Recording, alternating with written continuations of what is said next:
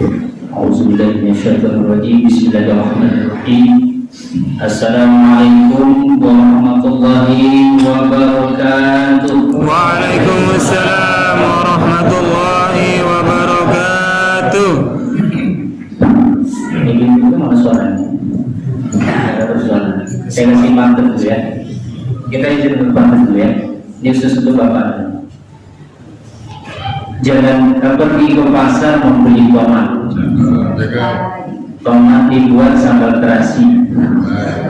Kalau Bapak jawab salam saya dengan semangat, itu tandanya Bapak mau nikah lagi. Oh, kita bahas pantun mereka. Tenang saja. Ada di pantun khusus itu. Pergi jalan-jalan ke Pulau Meranti, singgah sebentar mau minum kopi. Kalau Bapak berani nikah lagi, berarti Bapak mau cari mati. Alhamdulillah ternyata jamaah musola jannah masih ceria pagi ini. Alhamdulillah. Baik, kita ulang sama kita pada pagi hari ini. Assalamualaikum warahmatullahi wabarakatuh. Waalaikumsalam warahmatullahi wabarakatuh. Alhamdulillahilladzi ahyana ba'dama amatana wa ilaihi nusyur. Asyhadu an la ilaha illallah wahdahu la syarika wa asyhadu anna Muhammadan 'abduhu wa rasuluh. Allahumma shalli ala sayyidina Muhammad wa ala ali sayyidina Muhammad. Amma ba'd. Rabbi shrah li sadri wa yassir li amri wahlul 'uqdatam min lisani yafqahu qawli. Sallallahu alaihi. Ibu bapak yang dirahmati oleh Allah Subhanahu wa taala, kembali kita haturkan puji dan syukur kita kepada Allah Subhanahu wa taala yang mana pada pagi hari ini kita masih disempatkan, kita masih dibuangkan waktu untuk dapat datang bersama-sama di musola tercinta ini dalam rangka menjalankan ibadah sholat fardu subuh secara berjamaah. Mudah-mudahan kita semua dalam lindungan Allah Subhanahu wa taala, Allah limpahkan, Allah turunkan rahmatnya kepada kita semua. Begitu juga Allah bukakan pintu keberkahan untuk kehidupan kita, baik hidup di dunia maupun nanti hidup di akhirat. Amin ya rabbal alamin. Salawat dan salam juga tidak lupa pula marilah senantiasa kita hadiahkan kepada baginda Muhammad Rasulullah sallallahu alaihi wasallam. Allahumma shalli ala sayyidina Muhammad wa ala ali sayyidina Muhammad. Untuk mendapatkan keberkahan kita, supaya kita nanti mendapatkan syafaat beserta rahmat dari Allah Subhanahu wa taala, mari sama-sama kita selawatan kepada baginda Muhammad sallallahu alaihi wasallam. Salatullah salamullah ala Taha Rasulillah. Salatullah salamullah ala Yasin Habibillah.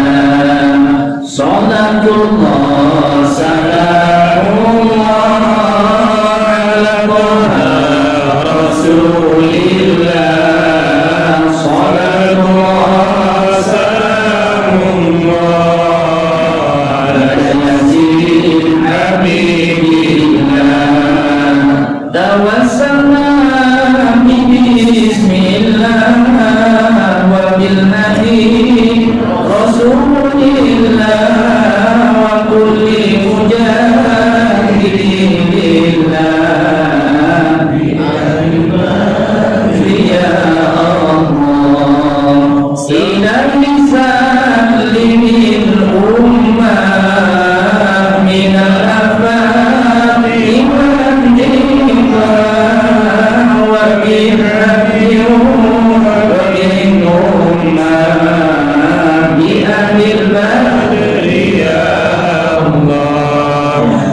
Alhamdulillah, mudah-mudahan dengan persoalan ini sesuai dengan jaminan Allah Subhanahu wa taala, insyaallah nanti kita akan dapat rahmat beserta syafaat di sisi Allah Subhanahu wa taala. Amin ya rabbal alamin. Salam hormat kami kami sampaikan tentunya kepada Ketua Takmir Musola Al-Jannah yang alhamdulillah dapat menerima kita, dan kemudian insyaallah ini juga beliau ini merupakan nanti bagian dari Dewan Masjid Indonesia Bukit Raya.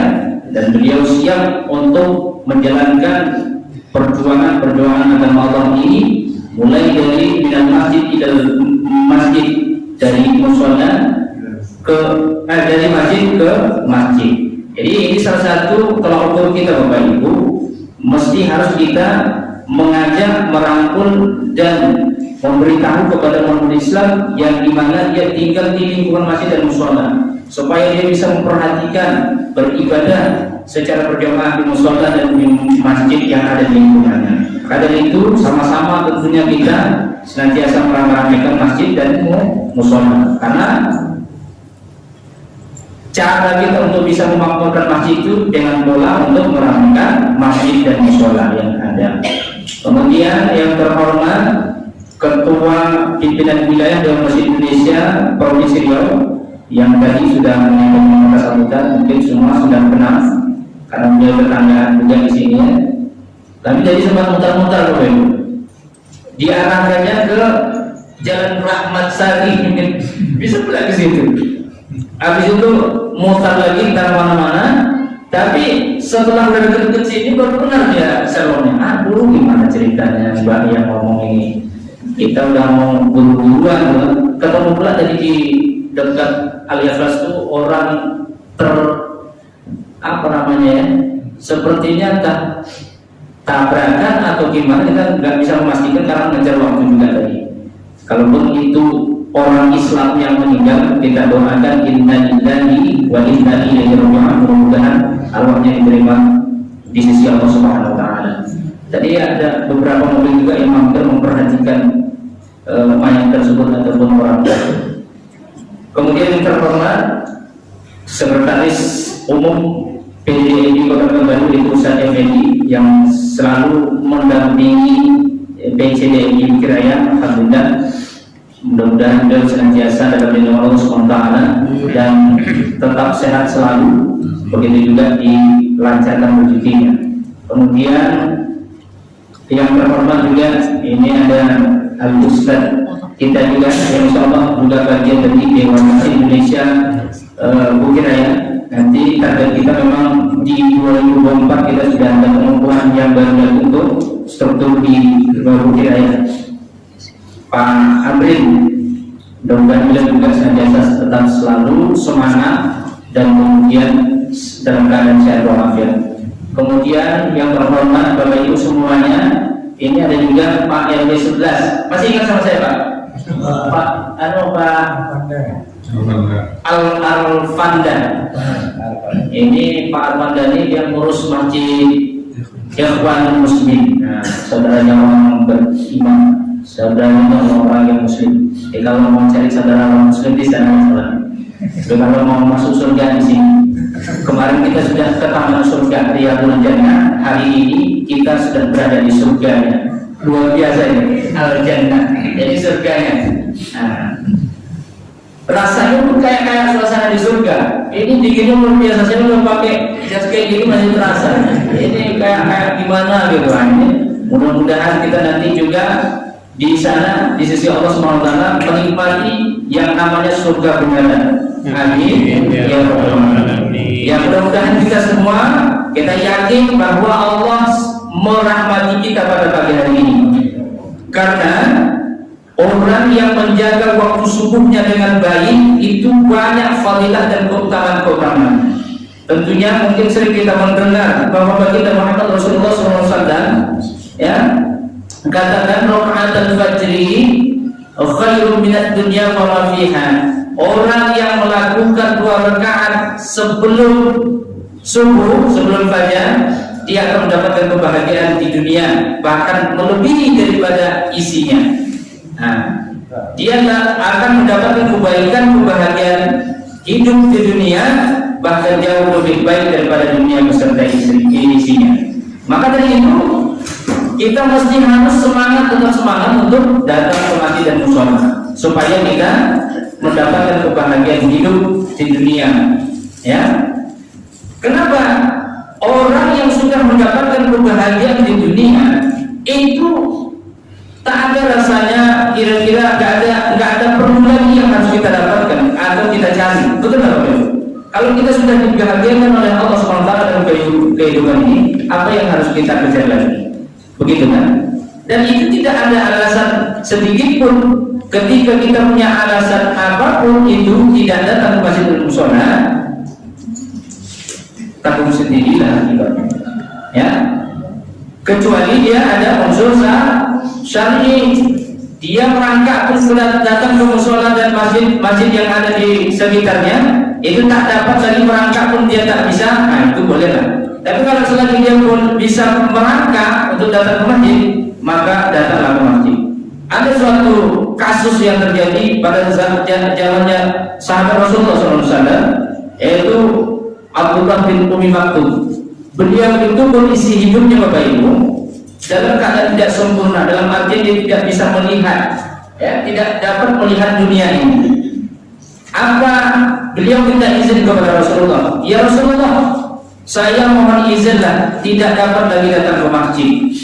Lalu Rasulullah bertanya kembali kepada beliau, pada sahabatnya, wahai sahabatku, apakah engkau masih mendengar suara azan? Padahal jarak tempuh rumahnya dari masjid itu jauh, ya kan?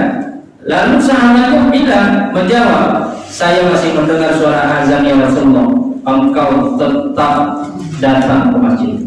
Wajib datang ke masjid untuk sholat berjamaah, apalagi waktu subuh. Ya, itu dia dapat ujian untuk setiap bolak-balik ke masjid itu, bahkan diantarkan. Ya, waktu dia terpeleset, mungkin terpijak batu atau apa sehingga dia terpeleset, dibantu oleh seorang makhluk Allah. Itu namanya, siapa yang bantu Abdullah bin Umi Maktum? Syaitan, iblis yang membantunya. Jadi jangan sampai nanti iblis pula merangkul kita untuk datang ke masjid, begitu kan? Nah, kalau bisa diri kita mulai dari diri kita untuk ramai-ramai ke masjid demi memakmurkan masjid-masjid Allah Subhanahu Wa Taala. Ibu bapak yang dirahmati oleh Allah Subhanahu Wa Taala. Jadi mohon maaf, di sini juga dihadiri oleh Bu RW. Bu RW ini dulu saya mengira bahwa beliau benar-benar RW, ternyata namanya Rohimah Wahyudi. Rohimah ini orang yang senantiasa disayangi, yang jelasnya disayangi oleh suaminya. Ada juga suaminya, Pak Al-Damis. Pak Al-Damis mana ya? Iya. Nah, kemudian ada juga ini Pak Argogo. Argogo ini beliau tinggalnya di Kembuli, bisa bersama kita, ya. Jadi insya Allah mudah-mudahan kita senantiasa selalu menjaga silaturahim kita. Tidak ada alasan, oh Pak saya jauh, oh Pak saya begini, bagaimana macam, tak bisa saya datang ke masjid musola. Nah ini tak ada alasan. Saya terbang dari Surabaya luar biasa jauhnya sampai ke Al-Jannah. Tapi Surabaya jalan Surabaya mungkin saja, bukan di Surabaya Jawa ya. Tapi itulah upaya kita Bapak Ibu yang senantiasa merangkul mengajak umat Islam agar dia sholatnya di masjid dan musola yang ada. Nah, terutama tokoh-tokoh kita mesti harus kayak RT dan RW ini mantap nih. Pak Arfanda itu menjadi contoh bagi kita selaku warganya. Kenapa? Biasanya rajin datang ke masjid musola. Bagaimanapun caranya dia tetap semangat. Nah, jadi ini percontohan bagus sekali kepada warganya. Tapi kalau tak ada RT RW datang ke masjid musola, nah, ini tak bisa lagi jadi panutan warganya karena tidak memberikan contoh yang terbaik untuk warganya. Maka harapan kami memang para tokoh-tokoh masyarakat seperti ini, baik Pak RT, baik Bu RT, wajib hukumnya dia merangkul warganya untuk meramaikan masjid dan musola yang ada di sekitarnya. Kenapa? Dia tidak mesti harus mengurus surat menyurat saja. Kalau dia urus surat menyurat, tanda tangan sana, tanda tangan sini, itu besar kemungkinan Pak RT dan Pak RW yang bisa masuk penjara. Kenapa? Karena tak semua yang ditandatangani itu bisa benar. Mungkin dia tanda tangani tanah sebulan, bahkan ada ceritanya RT ngaku bahwa itu tanah orang. Tangan dia ditandatangani belum, habis itu nanti diproses secara hukum masuk ke penjara. Tapi mudah-mudahan kita yakin bahwa di ruang lingkup RW ini se-RT-RT-nya juga tidak seperti itu. Senantiasa memanggil, merangkul warganya untuk meramaikan masjid dan musola yang ada di sekitarnya. Dalam satu pengikut RT itu kadang-kadang lebih daripada satu masjid, ditambah lagi beberapa musola. Tapi kalau kita lihat kemana-mana kita keliling Bapak Ibu, itu kebanyakan orang yang singgahan yang mampir, orang-orang yang ada di sekitar masjid musola tersebut itu jarang yang ada yang hadir. Nah ini mesti harus menjadi perhatian dalam kehidupan kita. Jangan sampai kita memalukan atau dimaluin oleh orang-orang yang mampir ke masjid musola kita, sementara kita tidak pernah memperhatikannya. Ibu bapak yang dirahmati oleh Allah Subhanahu wa taala, itu keutamaan yang pertama apa namanya tadi? Mendapatkan kebahagiaan, bahkan jauh lebih bahagia daripada dunia yang beserta isinya. Kemudian ada jaminan lagi, ya, man shallal fardain dakhala jannah. Siapa yang sholat 2 waktu yang dingin, maka dia mendapatkan surga. Dia akan masuk surga. Waktu yang dingin itu adalah salah satunya adalah subuh. Nah ini dingin, dan kita mampu hari ini untuk dapat melaksanakan ibadah sholat subuh itu secara berjamaah. Insya Allah kita semua sudah dapat jaminan surga. Maaf ceritanya kalau seandainya kita mati dalam keadaan berjamaah ini, kita ikhlas untuk beribadah kepada Allah, itu insya Allah Allah akan menyediakan surga bagi kita karena kita sudah termasuk golongan orang yang beriman kepada Allah Subhanahu wa taala. Nah, dan kemudian lebih hebatnya lagi, orang yang menjaga waktu subuhnya senantiasa didoakan oleh Rasulullah SAW. Apa doa Rasulullah kepada umatnya yang senantiasa sholatnya secara berjamaah di masjid? Ya, terutama yang subuh. Doa Rasulullah kepada umatnya yang sholat subuh berjamaah di masjid dan musola, Allahumma barik, ya Allah berkahilah li ummati, di antara umatku, fi bukuriha, di waktu subuh. Nah, jadi kalau kita ingin didoakan oleh Rasulullah SAW, maka hendaklah kita sholat berjamaah di waktu subuh di masjid maupun di musola yang ada. Kira-kira setuju tidak, Bapak Ibu? Nah, kalau mau didoakan oleh Rasulullah SAW, maka hendaklah dia sholat subuh berjamaah di masjid dan musola yang ada. Ibu bapak yang dirahmati oleh Allah SWT. Dan ada lagi satu lagi, man shallas subhi, siapa yang sholat subuh, fahuwa fi zimmatillah, maka dia berada dalam jaminan Allah Subhanahu wa taala. Orang yang melangkahkan kaki dari rumah ke masjid dan musola yang ada di sekitarnya, maka selama perjalanan dia pergi maupun nanti pulang, mendapatkan jaminan atau penjagaan dari Allah Subhanahu wa taala.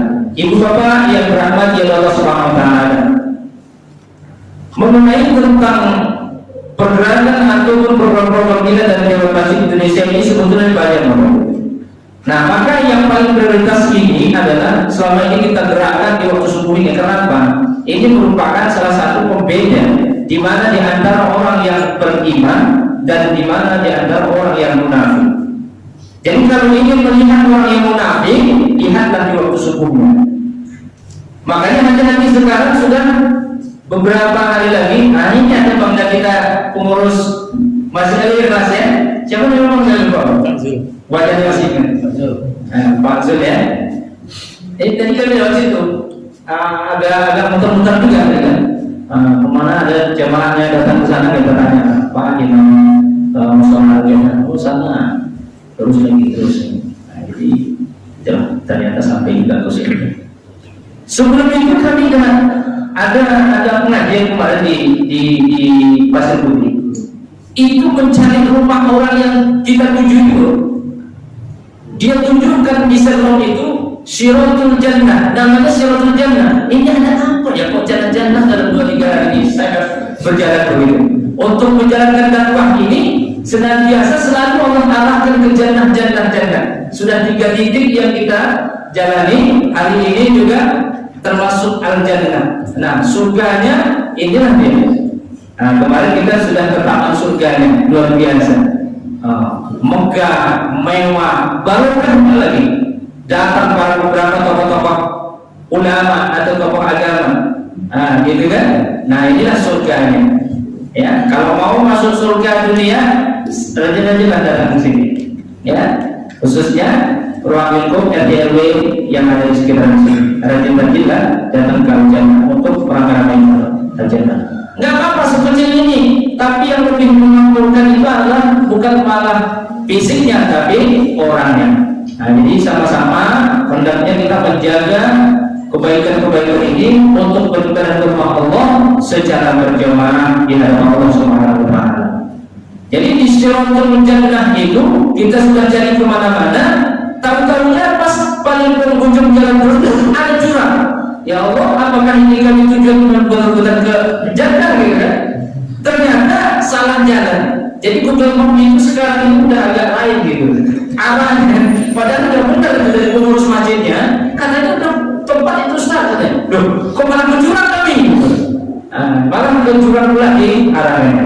Tapi insya Allah mudah-mudahan dengan nilai kebaikan ini demi untuk umat, demi saudara-saudara kita umat Islam yang lainnya untuk senantiasa sama-sama datang ke masjid Allah Subhanahu wa taala. Nah, di sini memang tidak ada kaligrafi. Ada salah satu ayat yang menjelaskan bahwa orang yang termasuk golongan orang yang memakmurkan masjid dan mushola itu adalah salah satunya di dalam Quran surah At-Taubah ayat ke-18. Tadi sudah disampaikan oleh Ustaz Mizan. Ya, apa kata Allah di dalam ayat ini? Innama ya'muru masajidallah. Sesungguhnya hanyalah orang-orang yang memakmurkan masjid Allah yang pertama man amana billah, mereka yang beriman kepada Allah. Jadi kalau kita naik sedikit daripada ayat 18 ini, ya, orang-orang yang muslim tidak mungkin bisa dapat memakmurkan masjid-masjid Allah. Ya, tidak mungkin dia bisa memakmurkan masjid Allah. Tapi yang Allah katakan di dalam ayat ke-18 ini, inilah ciri-ciri orang yang memakmurkan masjid Allah, yaitu man amana billah, mereka yang beriman kepada Allah Subhanahu wa taala. Yang pertama, yang kedua, wal yaumil akhir, mereka yang beriman kepada hari kiamat. Dan yang ketiga, wa aqamas shalah, dan mereka mendirikan sholat. Mendirikan sholat itu di mana? Di masjid, masjid Allah. Bukan mendirikan sholat di rumah. Kalau ada bapak-bapak yang sholatnya di rumah, ini dikhawatirkan berubah statusnya. Bukan bapak yang sholat, tapi ya jelas bukan saya gitu. Ya. Tapi kalau ibu-ibu tidak berubah, mau sholat di rumah, mau sholat di masjid, di musola, dia tetap menjadi seorang ibu yang solehah. Ibarat kacang panjang, kita potong sehancur-hancurnya, namanya tetap kacang panjang, ya kan? Katanya kalau bapak-bapak ibarat terong putih, tidak dipotong tetap terong namanya, gitu kan? Tapi kalau dipotong udah berubah ya, terong pendek atau terong sudah diracik, gitu kan? Tapi kalau ibu tetap dia solehah, ini yang hebatnya ibu ini. Jadi ibu senantiasa tetap menjaga suaminya agar suami nanti masuk surga dan bisa membersamai istri yang tercinta. Amin ya rabbal alamin. Di pelawanan itu lebih ngeri Bapak Ibu. Tidak hanya mereka buatkan gerakan-gerakan seperti ini, akan tetapi mereka buatkan program istri-istri membangunkan suami. Nah, luar biasa. Istri-istri membangunkan suami. Nah, kalau tak mau dia bangun, bentar lagi sudah mau azan subuh, berbagai macam alasannya. Aduh, aku masih ngantuk sayang, gitu kan? Istri juga berusaha untuk bangunnya. Jangan diledekin dia. Nanti makin marah lagi, makin tak mau dia bangun, gitu kan? Apabila perlu tak mau dia bangun, padahal ini sudah mau azan nih, percikkan saja air yang agak sedikit panas, gitu. Udah apa? Gak jadi masalah, Bang. Ini demi kebaikan kita, Bang. Supaya aku masuk surga dan saya bisa mengikuti Abang. Bangun dah, Bang. Dan mau sholat subuh, Bang. Nah, gitu. Jadi ini mesti harus seorang istri itu memberi semangat kepada suaminya. Mungkin dia karena kecapean, mungkin karena dia sudah terlalu lelah, di luar dia sudah satu hari kerja, di rumah juga ada kerjaannya, yang dikerjain adalah istrinya. Ya, mungkin terlalu capek, nah maka istri juga harus membantu suaminya untuk datang ke masjid, sholat berjamaah di waktu subuhnya. Dan ini besar pahalanya bagi seorang istri yang menjadi istri yang solehah, mesti harus menyelamatkan suaminya ketika masih hidup dirinya. Ibu bapak yang dirahmati Allah Subhanahu wa Ta'ala, ya, ini penting, mesti harus kita sama-sama merangkul, mengajak kepada saudara-saudara kita, terutama saudara kita yang belum pernah datang sama sekali datang ke masjid dan musola. Kita sampaikan ke mereka, nggak jadi masalahnya. Kalau mereka merasa tersinggung atas penyampaian kita perbaiki bahasa kita.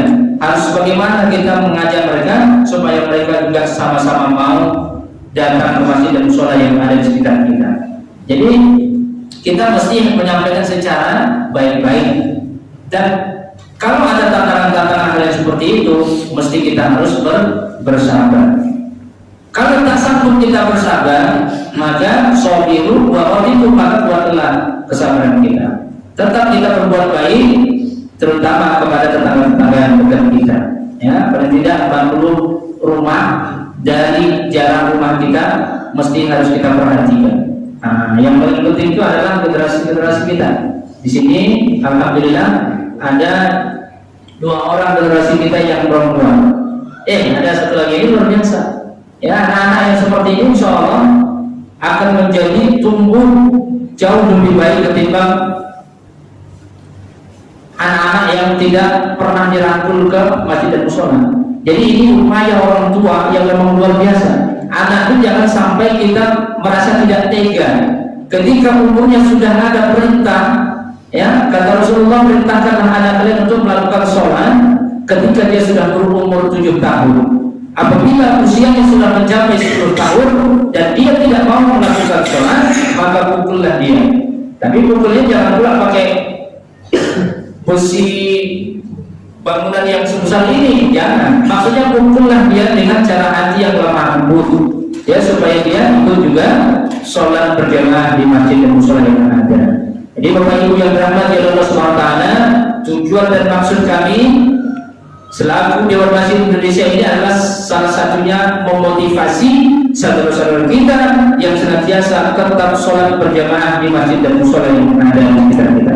Ibu bapak yang dirahmati Allah SWT, mungkin hanya ini yang dapat kami sampaikan, tidak dapat berpanjang lebar karena waktu juga yang menentukan dan memisahkan kita. Apabila ada kata-kata yang salah, ya, kami mohon maaf sebesar-besarnya. Ingat, kami izinkan kami untuk menyampaikan sekarang ini kita butuh pemimpin-pemimpin yang betul-betul amanah. Ya, ini bukan menyinggung perasaan Bapak Ibu semua, mesti harus kita sampaikan hal ini. Kenapa? Supaya kita tidak salah arah. Ingat Bapak Ibu, jangan sampai dibodohkan dengan kebodohan yang ada. Maksud saya apa? Ketika ada salah satu orang yang ingin, ya, yang ingin menjadikan sesuatu dirinya, lalu dia datang untuk menyodorkan sesuatu kepada kita, dan itu menjadikan kebodohan terhadap kita, ini akan hancur kehidupan kita selama beberapa tahun yang akan datang. Ingat, pilihlah pemimpin yang salah satunya amanah. Nah, mulai dia dari RT, kepala dusun, ya kan, kepala desa, lurah, camat, dan bahkan para anggota dewan mulai dari tingkat kota sampailah ke pemimpinan negara kita. Dan mesti harus kita lebih cerdas sekarang. Kemarin saya hari Jumat itu sangat berkoar-koar. Mohon maaf kepada Pak RT yang ada di hari Jumat yang mulia ini, jangan sampai kita terkicu terhadap sokongan-sokongan yang ada di sekitar kita. Jangan sampai itu membuat kita hilang akal, bahkan mati akal. Ya, pilihlah pemimpin, tentukan pemimpin-pemimpin kita yang menurut kita itu bisa diamanahkan nanti. Ya, yang pertama perhatikan dia. Sekarang Bapak Ibu, banyak orang-orang yang ketika dia mencalonkan dirinya selaku apapun itu namanya, beberapa hari atau beberapa waktu yang sudah mendekati masa pencalonan atau pencoblosan, dia rajin datang ke masjid. Bahkan ada ceritanya orang-orang yang kafir datang ke masjid dengan memberikan mukena, sajadah dan lain sebagainya. Orang tak tahu apakah dia orang, kan tak kenal sama sekali kan gitu.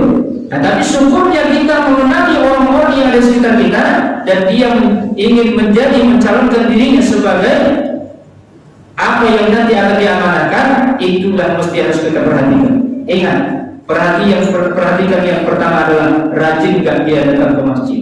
Jangan sampai ketika beberapa hari yang datang dia datang ke masjid. Itu namanya pencitraan. Pencitraan. Selama ini kemana? Gitu.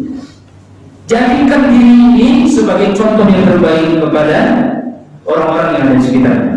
Ingat, Nabi itu diutus di muka bumi ini adalah salah satunya adalah memperbaiki akhlak. Karena itu kita harus menampilkan akhlak yang sesuai. Laqad kana lakum fi rasulillahi uswatun hasanah. Sesungguhnya di dalam jati diri Rasulullah itu ada contoh ataupun suri tauladan yang baik. Nabi sebelum memberikan contoh tauladan yang baik, dia terlebih dahulu mencontohkan kepada orang-orang yang ada di sekitarnya. Dia lebih mengutamakan mempraktekkan atau memperagakan di dalam ruang lingkup orang-orang yang ada di sekitarnya. Hati-hati, jangan hanya sekedar menyampaikan saja. Kok jadi banyak ini? Isra belum kan? Sudah. Ada balasan orang-orang yang ketika dia menyampaikan tapi dia tidak berbuat. Apa kata Allah di dalam Quran surah As-Saff? Ya ayyuhalladzina amanu, wahai orang-orang yang beriman, lima taquluna ma la taf'alun, jangan kalian mengatakan apa yang kalian tidak berbuat. Kalau ada orang yang mengatakan sesuatu apa yang dia tidak lakukan, apalagi untuk orang banyak, balasan Allah katanya di dalam ayat berikutnya, ayat yang ketiga, kabura maqtan 'indallah, inilah yang sebenarnya kebencian Allah kepada mereka, antaqulu ma la taf'alun, kepada mereka-mereka yang menyampaikan sesuatu apa yang dia sampaikan namun dia tidak berbuat. Nah, ini hati-hati. Maka mesti harus kita memberi contoh yang terbaik. Mudah-mudahan untuk negara kita ini Allah titipkan pemimpin orang-orang yang ada di negara kita. Amin ya rabbal alamin. Dan mudah-mudahan negara kita menjadikan negara yang baldatun thayyibatun wa rabbun ghafur. Ya, akhirnya mari kita tutup tausiah kita pada pagi hari ini dengan membacakan Amaratul Majlis. Subhanallahumma wa bihamdika asyhadu an la ilaha illa anta astaghfiruka wa atubu ilaik. Kalau tadi diawali dengan pantun, kita akhiri juga dengan pantun. Ya, Pak Dolah pergi ke sawah. Pergi ke sawah tak lupa membawa nasi. Kalau ada kata saya yang salah, jangan Bapak Ibu lapor saya ke polisi. Untuk tak ada polisi kan? Makan durian bersama kekasih. Cukup sekian, terima kasih. Burung cendrawasih hingga di kayu. Terima kasih, thank you. Billahi taufiq wal hidayah. Assalamualaikum warahmatullahi wabarakatuh.